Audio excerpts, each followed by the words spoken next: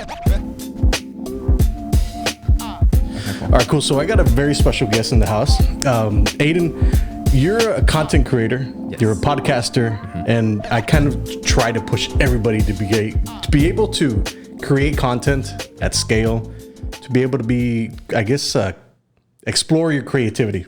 So I brought you on specifically because you do a lot of stuff. You're a very creative person, I can tell. Yeah. And you have a very cool podcast. Thank you. And some supernatural stuff was happening here with my camera. I mean, that's what you get when you bring me on. I'm going to bring some spirits with me. So tell everybody a little bit about yourself and what you do. Okay, so my name is Ayden, or Ayden Castellanos. I'm 27 years old, born and raised here in the Valley. And like Joshua said, I'm a content creator. So I dabble in a lot of different things. I remember my first, I guess, experience with wanting to create was when I was in high school and I wanted to be a graphic designer. It's still something I kind of dabble in, but the first kind of projects that I ever worked on is I was like 15 years old and I did flyers for a drag queen. Okay. For a club here in the Valley. And it was like, I mean, I can't even go, but I reached out and I was like, hey, if you need help, like I want to do this, I want to learn, like I'll do it for free even. And like, so I made a bunch of flyers for them. Since then, I've delved into a lot of different things. So I have my podcast, Susto. I've made a few YouTube videos. I mess with like, I guess like video content creation, not just like vlogging or like in-person stuff, but also I try and do like graphic visuals. So most recently with a party I was just telling you about, it's a queer dance party called Hotex. I did all of the visual promotions for that. So all like the visuals, all the graphics for the performers and all that. I wear a lot of hats and I've described it before as like, I find a hobby and I'm like, oh, this is super cool. I want to do this. So I've tried so many different things, but consistently digital content creation has been the one thing that I've always gravitated towards. It's interesting because I find a lot of stuff that I love to do and I dive into it and it's like, damn it, what I do. So I've tried to do it all. Yeah. But definitely. It's impossible. Yeah. So I want to specifically touch on podcasting because I think it's a new trend that's coming up and is getting super popular. But people really don't know how to do it and they want to get into it. So what are some tips that you can give people that want to get into podcasting? Honestly, YouTube is always the answer for me. Yeah. If there's something I do not know how to do, especially with like technology, I mean, honestly, everything. But when I was starting out with podcasting, you know, my podcast is still relatively new. I'm only a few episodes in. But when I started, I had no idea how to use, what do I use? I use Adobe Audition. And I know that Audacity is kind of like, it's like the free version of Audition, which is also a great program to use. But I just Googled like how to edit on Adobe Audition. And of course there was tons of YouTube videos that came up. And so I just started watching them, and you have to start from the basics. Of course, you can't just jump into something that you don't know and expect to learn it right away. So it was a slow process, but you know, if you're already kind of like a digitally technology savvy person, I guess is the word. It's not that hard. You know, you just have to sit down, watch the videos, take your time. Like you're gonna mess up, and that's okay too. But yeah, and each step that I did, I was like, hey, what's the first thing I need to do is I need to record it. So how to record an audition, and then figure all of that setup out, and then how do I cut what I don't need out, and then watch videos on that. So just looking for the information, because it's out there and it's out there for free. Yeah. You know, you don't have to pay for like these lessons or these tutorials. And I'm sorry to people that offer those things and monetize on that. But I mean, like, I don't have a lot of money. I didn't have a lot of money when I started learning these things either. So I was like, how can I do this that's like cost effective to me and I don't have to sacrifice too much financially? So it's definitely possible. Just again, looking it up online, and again, YouTube, it's my go-to for everything. That's how I learned everything that I know on like Photoshop, Premiere, Audition, all of that stuff. It's YouTube University, man. I love it. Honestly, I can literally learn anything. Truly. I think we both have degrees in that. Yeah. But I think the podcasting is very interesting because you produce yours very well. Like mine is just straight on boom when we're in and out. Thank you. Yours has sound effects and you tell stories. You're a very good storyteller. Thank you. So yours is completely different than mine, where I have a guest, so I rely on you to be able to bring people in too, right? Yeah. But yours is straight on. You're talking about what? So it's the way that I describe it on the show. It's the podcast of Ookie Spooky Scary Stories, and it focuses on Latinx culture, and so it's a lot of the stories that we grew up hearing growing up, a lot of the stories that we read growing up in some books. So like, of course, obviously La Llorona is like the most iconic story, and that was the first episode that I ever did. And yeah, I do have guests every now and then, but the majority of the time it's just me with my microphone in a room, usually by myself in the apartment. So I'm always scared of myself telling these stories. And yeah, so I was like, how do I do this? How do I keep this interesting and fresh when it's just me? Like, I love the sound of my own voice. So so it's very easy for me to just talk and like enjoy it. But if I'm not me, like how would I, you know, how would I stay hooked in this? And so then I thought of like, okay, you know, there's always the soundtrack to movies. And so how can a podcast be as entertaining as a movie or a show or what have you?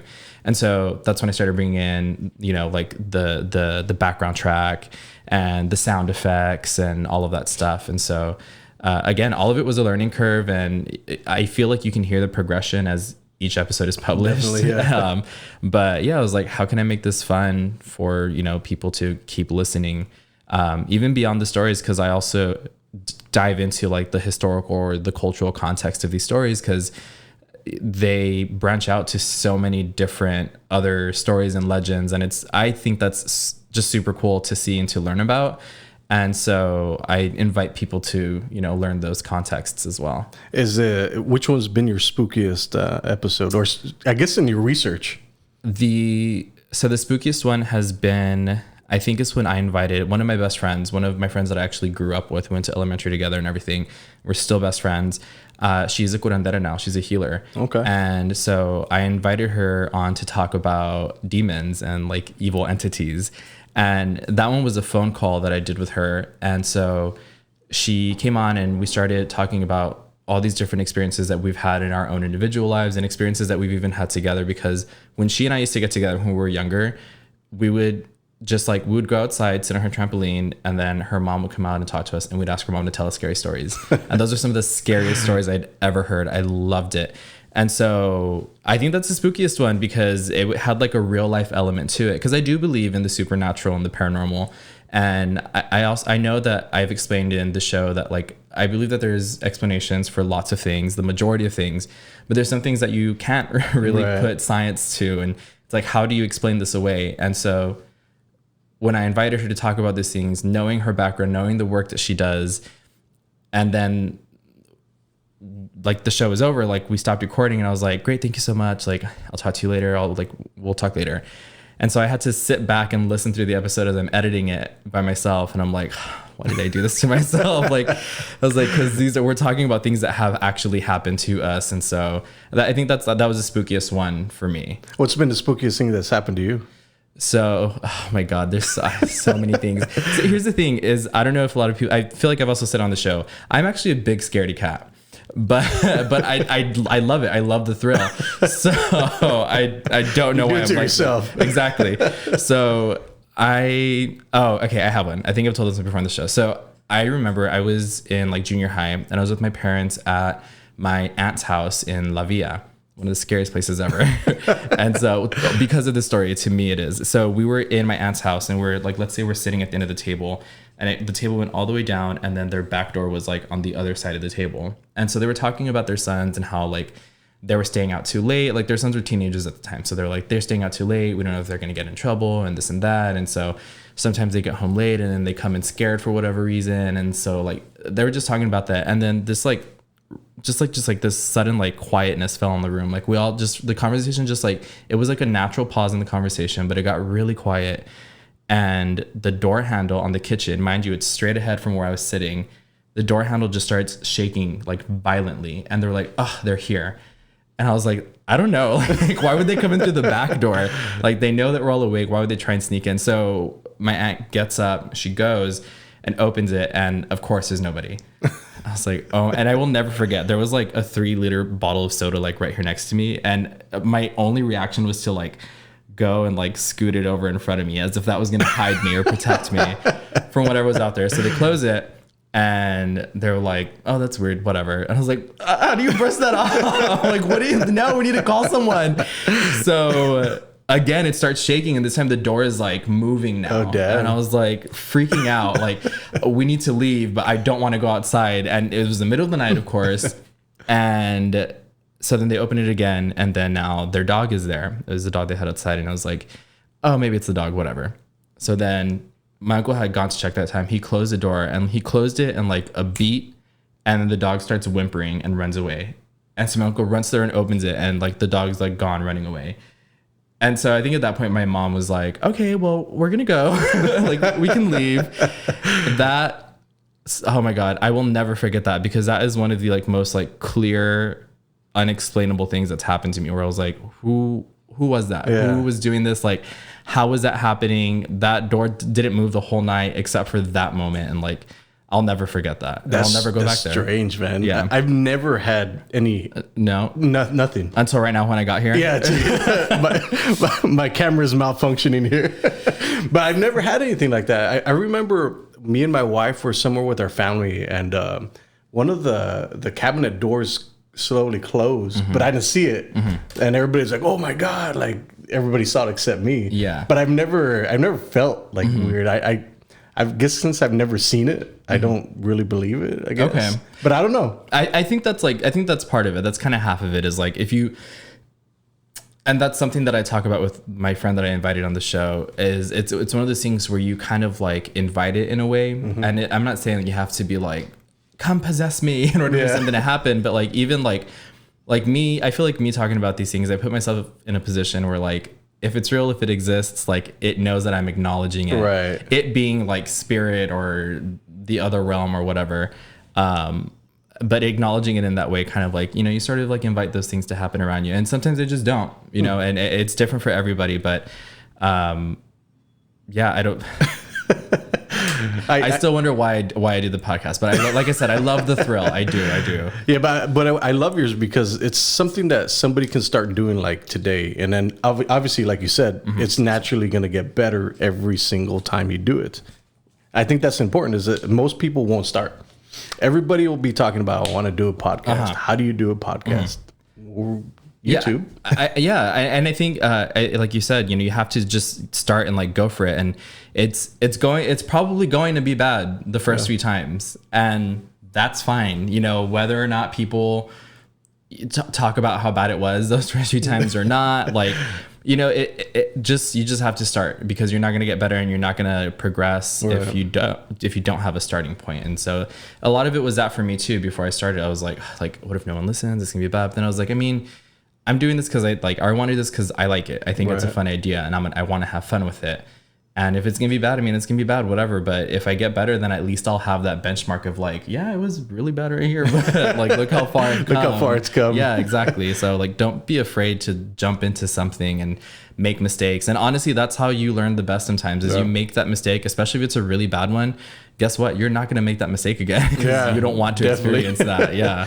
No, I completely agree. I think just a lot of people, like, they just won't start. And I don't know what it is. Maybe it's because they're introverted, or I don't know. I mean, I think the internet is a mean place. Definitely is. People have free range to be like as mean and cruel as they want to online, with like almost no repercussion. And it's easy to say it like on the internet, to be like, whatever, like brush it off, it's fine, it doesn't matter. Right. But especially like if you really care about something, like, yeah, you can get your feelings hurt, and that's fine. But I mean, it's the internet. You have to like, and I'm not saying that like no real damage is done on the internet, because yes, real damage can happen on the internet.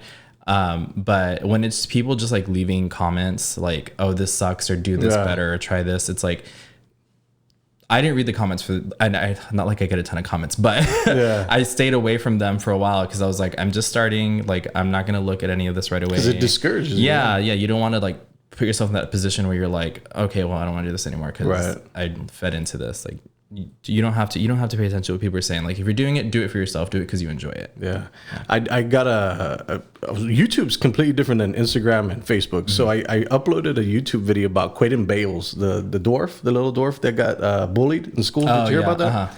So it got a ton of views, and it got a bunch of comments and a bunch of dislikes. Yeah. And people were in the comment section just bashing me. It's like, I can't believe you're supporting this and you're doing this stuff. And then other people were like, oh, you're doing great. I was like, I get it. Like, YouTube's a completely different monster, man, because everybody's on there. Definitely. And it's also one of those things where like they're private websites, a lot of these, so like they can regulate them or not regulate them how they want to, because sometimes people can get like really wild on there and say some really messed up stuff. But Like you said, you know, there's good and there's bad. And if you're going to look at the bad, look at the good also. And like, look at that to encourage yourself and keep going. Yeah. I think that's something to keep in mind is when you're putting yourself out on the social media, you're putting yourself out there for everybody. Yeah. Like you can't say, no, you can't comment on this. Like I've never had any hate on social media except for YouTube. Yeah. I find it very interesting. That's usually where it is. I see a lot of that too. I had something in my mind, but I forgot what I was going to say. Shoot, it'll come back to me later. Sorry. So I'm trying to monetize different streams of income. YouTube is one of those things that I'm trying to work on like hard this year.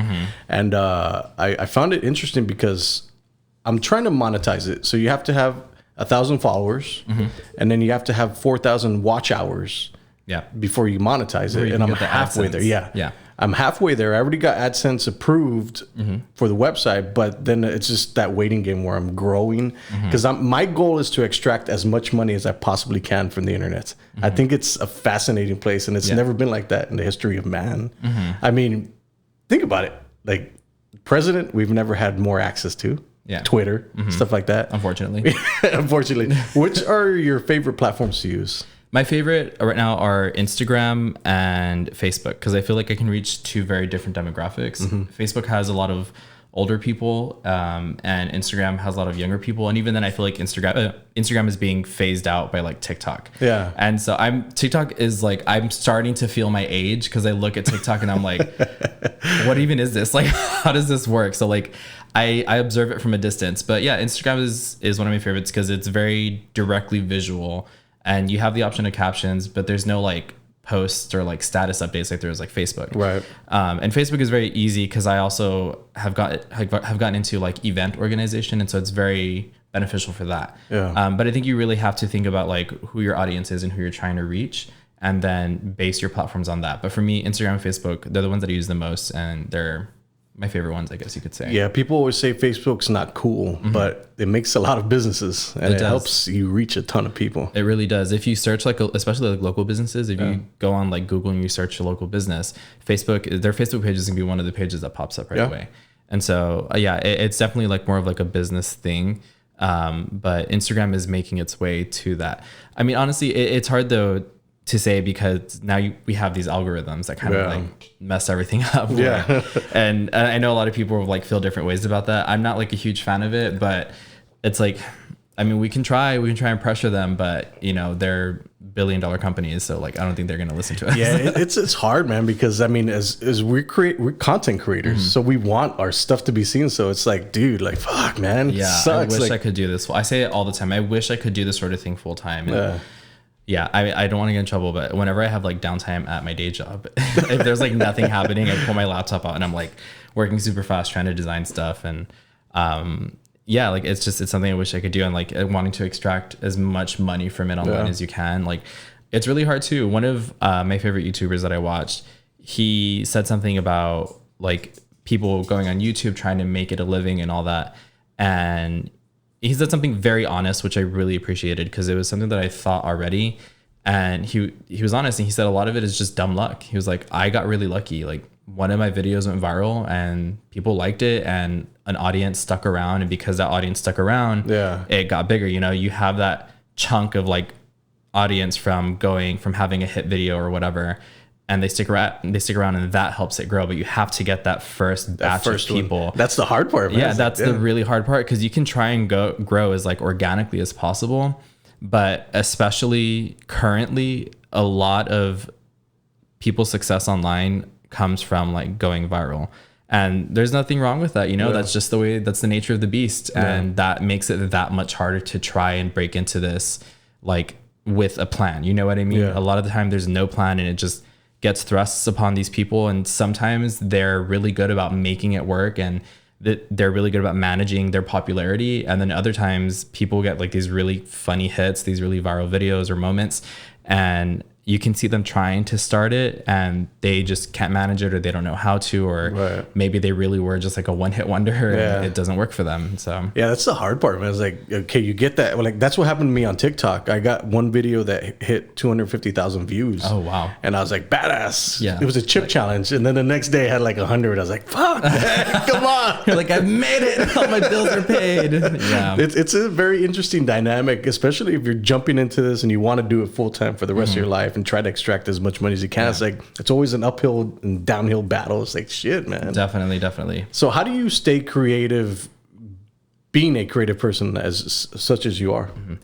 I found that some of my more successful projects, or the things that I've been able to like make last longer, are things that I really care about. So like the Susto podcast, that has like a really like, I guess what's the word? It has like a place in my heart, you know, moments like that. Cause I really did grow up on all the stories. And that was one of my favorite parts of growing up, is being scared, sharing scary stories, all of those moments. So it still has a special place in my heart because I still love that. I love scary movies. My boyfriend scares very easily, so I love watching scary movies with him. And yeah, I care about it. Yeah. And I guess I want that to be clear to people. It doesn't have to be like a super like important like political or like social justice cause that you have to care about. Like, no, it's just simple. Like, I really have fun with scary things, and so that's why it has a special place in my heart. And so that makes me want to keep on doing it. It makes it a passion project for me. And then the same thing with some of my videos. Like, it turns into being like caring about this one niche topic and making content out of it, to being like just loving the process. Because that's what it is for me now, is I really love the process of creation, of digital creation. And so because I like that, like any little thing, sometimes my friends will like, they'll see a meme and they'll be like, oh, this is so funny if it was this way. And I'm like, oh, I got it. I'll edit it. And like, I pull up my programs and then like I redo the meme or whatever, or I've made some original ones here and there, not a lot, but just between like my friends and I, and like, it's just like inside jokes that like I turn into memes for us. And so like, you know, just like, I'm like, I guess just trying to make those moments of joy like last. Right. It's interesting, man, because I feel like there's so many people that want to do this, and I keep going back to this. Is like, they just don't want to invest the time. Like, what do you think it is that they just are not willing to invest the time in it? Yeah. I mean, I don't know if it's much as that they don't want to, or as much, or if like they can't, because like, you know, people still have to have their day jobs. You know, we all have our bills to pay. And I have been, I guess, sort of lucky in the sense that I do have this job where there's these dead moments where like I've done my work for the day, or I'm waiting for something to happen so I can continue to focus on that. But there's moments where maybe like an hour goes by and like I'm just waiting for something to happen. And so in that hour, I take advantage of that, and I'm like, okay, what can I work on right now? So that like, now that I have this dead time. And then it's also like, you know, I spoke on a panel on Friday, and someone asked this question where, how do you do these things without sacrificing anything? I'm like, I don't think there's any way to do that. They're like, there's going to be some form of sacrifice, whether it's financial, emotional, mentally, sometimes even physically. Like, there's going to be some form of sacrifice, and that's why I'm saying these things. I do these things because I care about them. Right. And I think if I didn't care about them, like, I wouldn't do them. But again, back to the question, like, I'm not sure that it's always a question of whether or not they want to, whether or not they can, because some people do have sometimes 2 jobs, sometimes 3 jobs, and they literally do not have the time during the day to do it. And then when they get home and they do have time, you know, after working all day, you're tired, you're exhausted. Yeah. And it's like right now I work that job. I am going to school. I'm taking 3 classes right now, and I do these projects. So between working during the day, going to class, and doing my homework, and then on top of all that, trying to keep up with these projects. You're juggling a lot. Yeah, I'm juggling a lot. And because I am working part-time right now, it gives me that little bit of extra time. But I think if I was working full-time, I don't know that I would have the energy to do this. Like, it would be very, very hard to manage. Yeah. And so a lot of it in this case is like, it's a mental battle of like, how stubborn are you? Yeah. how bad do you want to how much do you want it? Yeah. I just find it interesting, man. How do you view selfishness? Now, let me preface this. Okay. So when I was working at Dairy Queen my whole life, that's all I ever knew. My father owned it, so I was getting primed to become an owner. And I was like, I have this entrepreneurial spirit, so I wanted to try something. I was like, I don't want to do this the rest of my life. Let me go out on my own. So I started being real selfish with myself and people around me, like my family. So I was like, I couldn't do it pleasing everybody, right? So I had to do certain things on my own and get selfish about it. Is it a bad thing or is it a good thing? I don't think it's always a bad thing. I think especially if you have people in your life that like are really cheering for you. So I've had moments where I've had to be like, I can't hang out tonight, or I can't go out tonight because the next episode is publishing tomorrow and I have to edit it, all of it tonight, because I didn't have time throughout the week. Yeah. And if you have, you know, friends and family that really support you, they're going to be like, okay, yeah, like that's fine. Like I said, you know, there's really no way to do this without sacrificing something. And sometimes it's time for the people that you want to hang out with. And sometimes it's saying no to certain opportunities, or pushing them back, or what have you, rescheduling things because, you know, you really want to get these things done. And I think, I don't think being selfish is always a bad thing. I think sometimes it's really important. Just as long as you're doing it from, you know, like a genuine place, and you're not doing it, you're not doing it with malice in your heart, I guess, you know, because again, it's, you're not like saying no to people or brushing people off because it's like, oh, fuck that person, I don't want to hang out with them, or I don't want to do this or that for whatever reason. It's because you're like, I have this thing that I really care about and I'm trying to make it work and I want to do it. And, you know, I've invested time and I've invested so much in this already. So like, yeah, I'm going to have to say no to something, or I'm going to have to focus on this and not you, or not like what's happening over here. You said it in a lot nicer way than I was saying. I was like, fuck this, I'm going to do it anyways, man. So I think if I said it your way, it'd probably ease a lot of people. Maybe. Yeah. Try it that way next time. I'll try it that way next time. So I want to talk about goals. Obviously, you seem like a very goal-oriented person, right? What are your goals in the next 5 years in the internet space? Like I said, I would love to be able to do content creation full time, whether it's me like in front of the microphone or the camera, like the face of a program or a project or whatever, because I do love being the star. So whether it's that or even working behind the scenes, like I love being in front of the microphone and being in front of the camera as much as I love editing the footage, editing the audio, producing it. Like I am as much of a producer as I am like a star. Right. You know what I mean? Like yes, I am the face of these projects that I'm doing, but it's a one-man project. I do all of these by myself, like with my podcast and my videos. Do you think that's a bad thing? Because I'm this exact same way. Like I wear all those hats too. Yeah. Do you think it's a bad thing because you're pushing our attention to certain things? Sometimes I can't concentrate, man. I was like, fuck, what am I doing? I think it definitely can, and it does take up so much more time to also like have to produce these things after you're done recording them.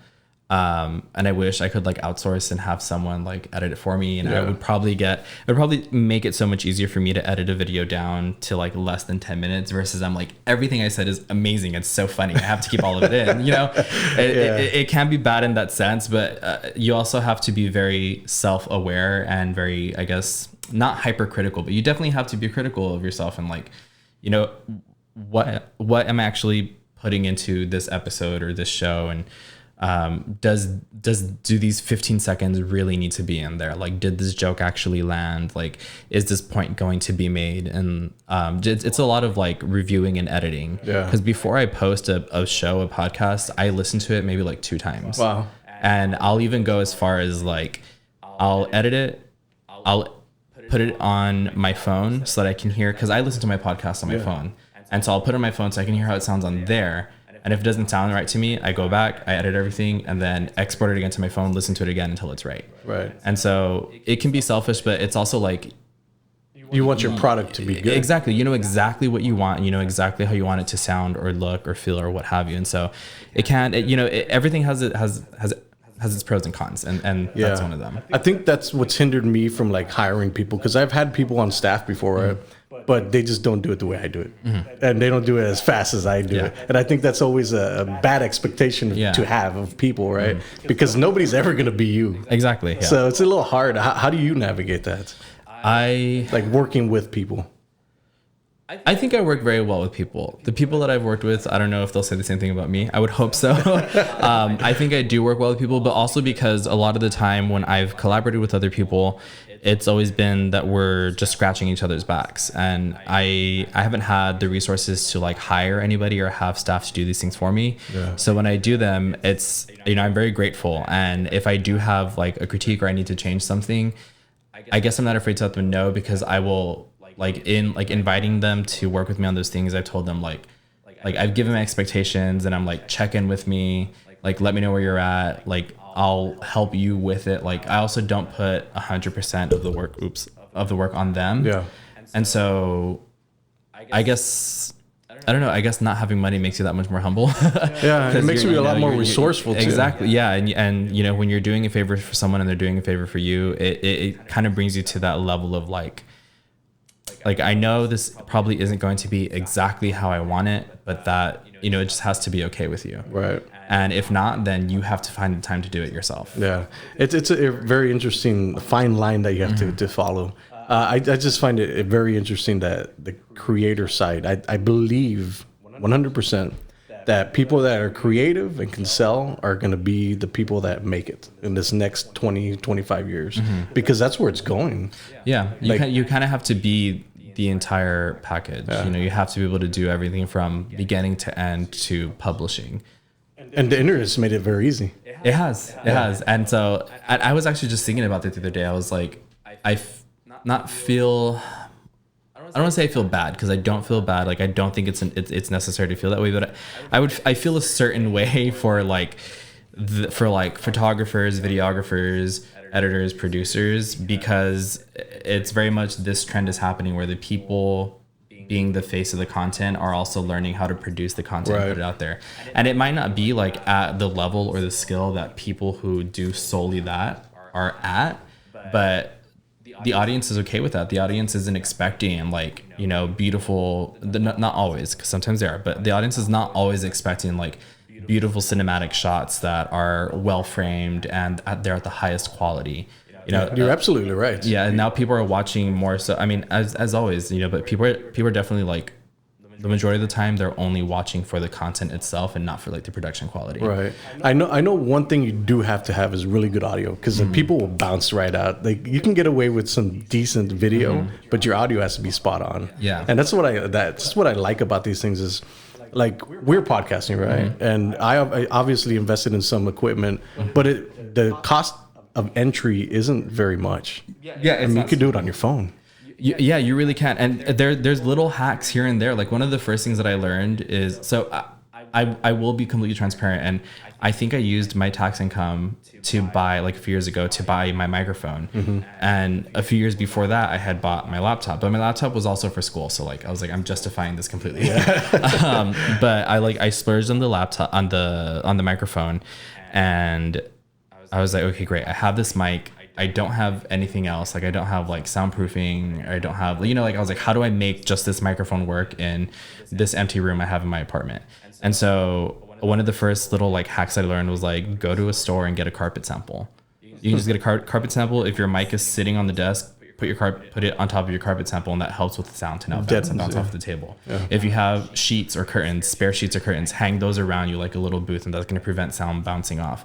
Like you said, you have to be resourceful sometimes. And I feel like that really helps, because then when you do have the resources to invest a little more in what you're doing, you already know, okay, I need this for this reason. You know how to use it already, because you've used, like the cheaper version, or if you've used your resourceful version of that to like make it work. Interesting. Let's talk about Anchor. Anchor app, the Anchor app, right? Is that how you use to up? Well, how do you? I guess what platforms is your podcast on? It's on almost all streaming platforms. So it's on Apple Podcasts, on Spotify, iHeartRadio, almost everything. But I guess like you were talking about like the publishing. Yeah, platform? The publishing part. I use Buzzsprout. Okay. Yeah, so you can also find Susto at buzzsprout.com/Susto, or is it Susto Podcast? You'll find it one of those ways. And so yeah, that's what I use to publish it, and it also like hosts them on there, or that's what I used to host it, and they're also published on there, I guess is the right way to say that. So Buzzsprout pushes them out to all the different platforms. Yeah, I upload everything on there, and then I just selected like I want it on all these platforms, which was like all of them because I wanted to get it out there, and it puts it on all of those, and you can also listen on that website as well. So that's how you can get distribution for your podcast. I use Anchor app, so it's pretty much the same thing. But there's these apps out there that allow you to do this stuff, like it distributes it for you. Yeah. I mean, it's awesome. Yeah, and it's like we said, like technology has made things a lot easier for people to publish their content, which I think is great because I like, you know, if you have something you care about and you think it's cool and you think it's fun and you want to share it with people because it's going to land with a lot of people. A lot of people are going to like it. Yeah. And so again, that's why I got into this, and that made it so easy for me because I was like, I don't know how to do this. Like, I don't know how to code. Like, I don't know what I'm gonna have to do. Like, what plugins I'm gonna have to use. Buttons. Exactly. They're like, here are the plans you can use. Do you want this many hours of upload time? Great. Select that. Just put your MP3 on here, and we'll take care of the rest. Yeah, that's awesome. Like, super awesome. Okay, cool. Yeah, that's because I had to migrate Susto from a different host. Before I went on my own, I had to migrate it. And so I was like, this is going to be really hard. Like, they're going to need like certain codes or whatever. They literally needed like 2 links from the original host, and that was it. And they're like, okay, it's on here now. Yeah. It was like in a matter of days, I was like, thank God. And like, it didn't have to go off the air or anything. It stayed online the whole time. That's awesome. There's these tools that everybody can use. Yeah. You just have to search for them. Exactly. Just search like how to do this. Like, can you do X with Y? And, you know, like just look, just ask. Yeah. So what do you do? What you said you did something on Saturday. Let's plug your events. Okay. Yeah, I hosted along with my 2 co-producers and 2 of my best friends. I had this idea months ago, so I've been thinking about it for a very long time. We hosted the very first Hotex. It's a queer dance party here in the RGV, and this kind of came into my mind because I was out with some friends and we were looking for a place to party. We were looking for a bar, like somewhere to go dance. And I realized that we didn't have that many gay bars. And right now in the entire RGV, population of about 2 million people, we only have 2 gay bars that I know of. Yeah. There's one in Harlingen and there's one in McAllen, which is like an hour and a half away from each other. And yeah, I was like, that sucks. Like, I wish we had more spaces for ourselves. And, a lot of it also came because when I was out with one of my friends, I wanted to go dance, and we would like dip into a place and like the music was really fun, and I was like, oh, this is super cool, and I would want to start dancing. And it's like the reality of the situation for a lot of queer people is that you can be putting yourself in physical danger just for like existing in a space. Interesting. And it's happened before. It still happens where people are put in danger. They're put in dangerous positions, and they're actually sometimes assaulted and they're hurt because they were just who they were. And so we would go into these places and we wanted to dance.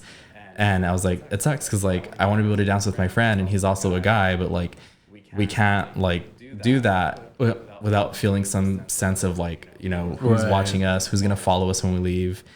And so, you know, there are places, yes, where you can do that in like downtown or in certain bars. I don't want to discredit anybody, and I don't want to say that it just doesn't exist. But there are very few spaces that are built and organized with our community in mind. Right. And so, I wanted to do this party for that reason, but I didn't want to put that conversation on people that were attending. Right. So the party wasn't promoted in that way at all, because I just wanted to be a fun party. You know, I wanted people to come and get lit and dance and have fun and like be entertained. And it worked out. It was a success for the first one. And I was like, this is amazing. We did so well. This is just our first one. Can't wait for the next one. It's going to be in April.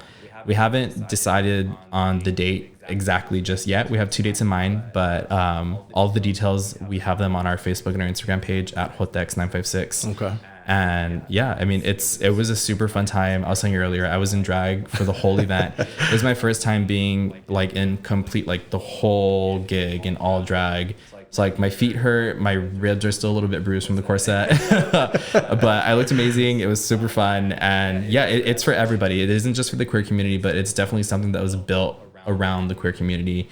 And so I want everyone to feel welcome. I want everyone to come out and have a fun time. And that's all it is. It's just about having fun and like being comfortable. We live in a very interesting time because everybody can do whatever the hell they want to do, but then they have to be worried about like exactly what you're talking about. Have you gone through those things here in the Valley? Or is it, let me rephrase it, is it a Valley thing that happens, or is it pretty much? It's everywhere. Yeah, it's everywhere. And it's a little sad because there's places that can be very progressive, but it just, there's always going to be that handful of people, or those few people. And yes, there are places that are just completely not accepting of the queer community. And like I said, there's places where the consensus is like generally progressive and like they're okay with the queer community and they're welcoming and embracing and accepting. But then you might have that one person that like just is still behind, right. And it takes that one person to ruin a night or ruin an event. And I won't say that I haven't experienced anything physical, thank goodness, but like I remember one time I was walking with my friend, and he's one of my co-producers for this show. We were walking in downtown Wesco, and these guys in a big truck like just pulled up, and they were like, faggots, and they drove off. And I was like, yeah, what did I do? I think even now I'm like, my shorts were a little short, but like, why are you mad at that? Yeah. So like, it's something that people have experienced here. I won't say that I've experienced it like in abundance, but I've had little instances here and there where I know that like, okay, I need to find a way to exit the situation before it does go that way. Right. Yeah. It's a very smart thing because you never know what the hell anybody's capable of. Exactly. Like anybody. Mm-hmm. Like I could walk out of my house right now and something to happen. Yeah. We live in a very strange time where it's like, I remember when I was growing up, I could play outside. Kids can't do that anymore. Yeah. Kind of sucks. Yeah. Well, I mean, it's also maybe not that like, you could do it at that time with no worry. I think maybe people are just more aware now of what the things that have always existed and the type of people that have always existed. We're more aware that they're out there, and especially with like social media and the internet, it's very easy to learn about these people. And so I think that kind of puts the fear in people, and it's kind of a valid fear, because there's a lot of weirdos out there. There's a lot of bad people out there, and you want to protect your kids, you want to protect yourself, and it's a good and a bad thing because a lot of us live in fear now. But like you have to pick and choose like how you want to go about your life. And right. Yeah. It's a very strange world we live in because I'm like, well, I want my kids to grow up in this social media world where it's like judging you and then praising you and then judging you. It's like, you've seen it. Like you can see people like actually have, I guess, there's, I guess, how do I word it? There's certain things that happen with social media that have never been there before. Mm-hmm. So like self-esteem, stuff like that. Mm-hmm. Have you experienced that on social media? I personally haven't. I've seen it, but I've also got a little bit of a thicker skin. I've been out of the closet since I was like in junior. I think I was like 12 when I came out. And so at a very young age, I started this journey of like figuring out who I am and like getting comfortable. And in 2014, I was actually diagnosed with HIV. I tested positive for HIV. I received a diagnosis of AIDS. I was very sick. Wow. And so after that, I'm fine now. I'm very healthy now. I could probably eat better, but that's okay.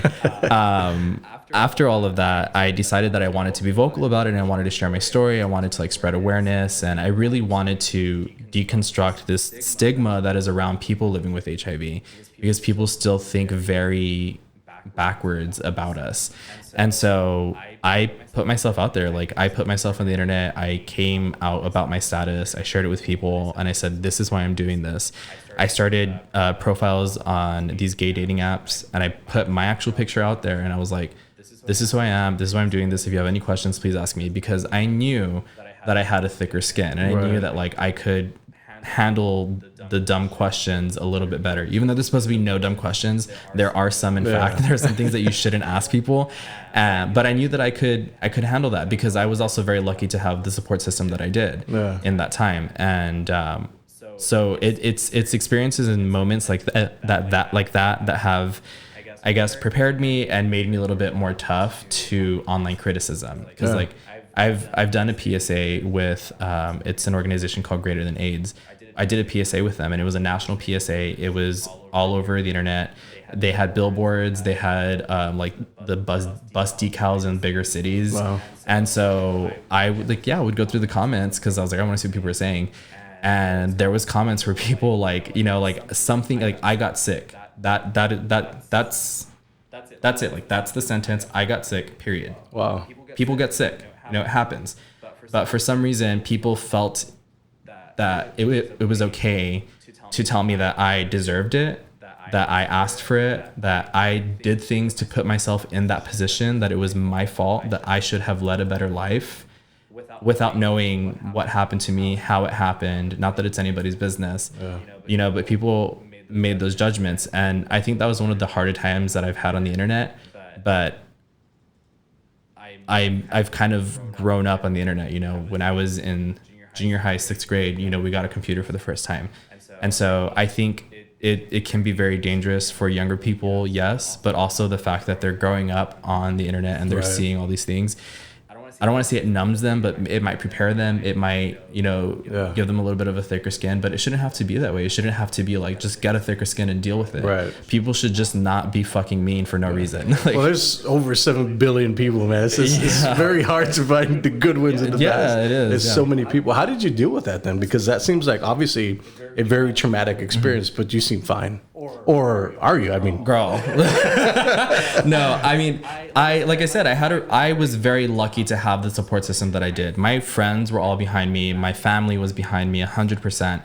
And that's also part of the reason that I decided to go forward and share my story as wide as I did, or on that big of a scale, because when I told them, even without that in mind, I was like, I have this amazing support system. Like, I'm so lucky. And like I said earlier, sometimes it's just luck. Yeah.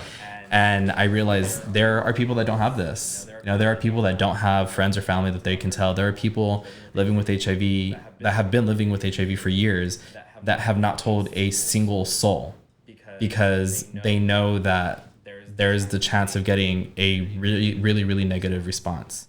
I've heard stories of people, their family, like disowning them, kicking them out, of losing potential dates, of their friends not want to hang out with them because they're scared they're going to get it, even though it has to happen in very specific, intimate ways.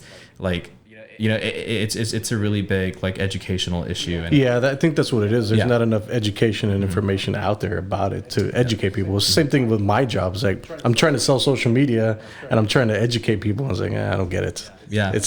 I'm assuming this is a lot harder, but a little bit. I'm trying to correlate. It's definitely that people sometimes just don't want to, and that's kind of the biggest lesson that I've had to learn, is that sometimes there are people that they just don't want to learn. Yeah. They just don't want to learn, and I'm not gonna waste my time convincing you that you should care about other people, or that you should care about things that could potentially affect you and your loved ones. If you don't want to hear it, if you're set in your ways. Yeah, there's a lot of backward thinking people that are everywhere. It's like literally throw a stone and they're right there. Yeah, I mean, but then again, like on the flip side, there are people that they're open and they're willing to learn and they want to learn, and they may have asked something wrong, or they may have grown up with certain perceptions, but when they're open and receptive, you can tell the difference in those people. Yeah. No, you're absolutely right. Let's talk about the coronavirus. Oh my gosh. Thank you for having me. It was so nice. You're out. Let's talk about, because I think it's a huge trending thing right now. It's insane. It's literally a pandemic on social media. And it's not even a pandemic yet. Okay, thank you. I was about to say on social media. On social media, it's a pandemic. Yeah. So, what do you think about the coronavirus? Because I can consume content all day about the coronavirus and come up with my own little theory. What do you think about it? I think, I'm like, how do I word this right? I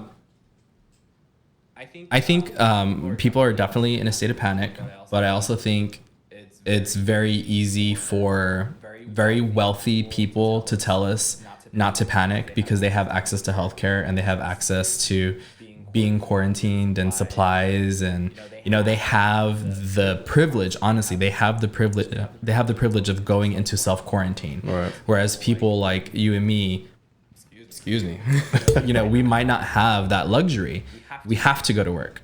We have to travel for work sometimes, and so I think it's definitely, yes, we need to be aware. We need to take care of ourselves. Please wash your hands for at least 20 seconds, because I still see men leaving the bathroom without washing their hands sometimes. That's all the time. It's disgusting. Yeah. So definitely, like, yes, take care of yourself, but do not panic right now. Like, listen to the official sources. Listen to CDC. Listen to the World Health Organization. You know, they have social media accounts. They're updating about this. Follow them. Listen to those officials. Don't listen to people like Elon Musk, or was it Elon Musk, or what's the other one? Or Jeff Bezos. It was Musk. He was like, oh, this coronavirus thing is so dumb. It's like, I'm sorry, Elon, tweeted about it, right? billions of dollars that you're not worried about getting sick. Like, no, some people have real lives. And so definitely, like, yes, like, don't freak out right now. You should also be buying soap and not just hand sanitizer. Take care of yourself, wash your hands, take care of each other. But I'm also really concerned about, like, the flu, you know, because, which, like, kills a ton more people. Exactly. Like, if you're freaking out and you're posting about the coronavirus, have you gotten your flu shot? Are you able to get your flu shot? And if you are, have you gotten it? If you haven't, what are you doing? But there's so many layers. It's so complex, because one of my friends, she just tried to get her flu shot the other day, and they didn't have any more at the pharmacy. Really? So then that happens, and it's like, interesting. Why not? Where is it? Like, that's weird, because even my mom, she can't get the flu shot anymore because she gets super sick. She's already older in age, so it's like, dude, like, what do you do? Like, yeah, but that's why it's people who are able to get it have the responsibility to do it, because that's herd immunity. You know, like, for the people that cannot get the vaccine, if you're able to, do it for them, obviously for yourself too, but also do it for those people, because you're preventing the spread of it in that way. Yeah. I think what was surprising to me is when South by Southwest was canceled. I was like, seriously? That I do like in their statement, though, that they were like, official organizations said that this was not necessary, but the city of Austin wanted us to do it, so we're respecting it. I was like, okay, like, I'm sure people didn't read the entire statement. A lot of people didn't read it, but I appreciated that they put that in the statement. Yeah. It's very interesting, because I foresaw South by Southwest being canceled when Facebook canceled a huge 5,000 person conference in Cali. I didn't hear about that one. I was like, something's going to happen. It's just spreading too much. Yeah, and it's definitely alarming when something like that happens. It's like but it also makes sense. You know, it's like, it might not be like, just because they're taking preventative measures does not mean it's already that bad. Because you also have to consider that South by Southwest is an event where people from all over the world travel to this one city, and then they travel back to their homes. Like, that makes sense to me, you know. It's like, but again, like, the immediate reaction is like, they cancel South by Southwest, that means it's so bad. It's like, no, they just don't want it to get that bad. Like, I do understand why they did it, even though, again, in their statement they said, like, it's not like a completely necessary thing, we're not at that point yet, but I do understand the idea of prevention. Yeah, I think everybody was complaining about Austin's gonna lose like $360 million. Austin will be fine. Yeah, they'll be fine. They'll steal some other trend. I'm sure they'll be fine. They'll be fine. But cool, I'd like to thank you very much for coming on a podcast. Plug your podcast away. What you got coming up? First, thank you for having me. And yes, you can listen to Susto, the Ookie Spooky Scary Story of podcast, or no, the Ookie Spooky Podcast of Scary Stories. There you go. Again, you can listen to that on Spotify, Apple Podcasts, almost anywhere that podcasts are available. You can check it out on buzzsprout.com/Susto podcast.